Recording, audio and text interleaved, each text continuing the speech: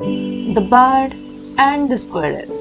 One day, a beautiful bird came looking for the food.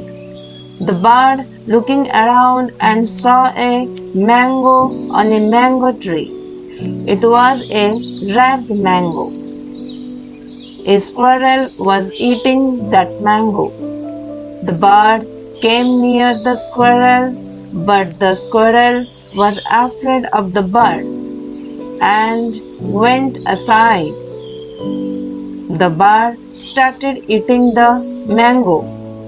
The bird saw the squirrel was looking at her sad.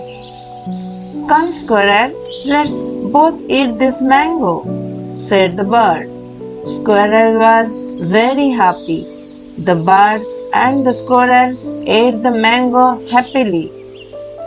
Moral: share everything equal with others is the best way of the life.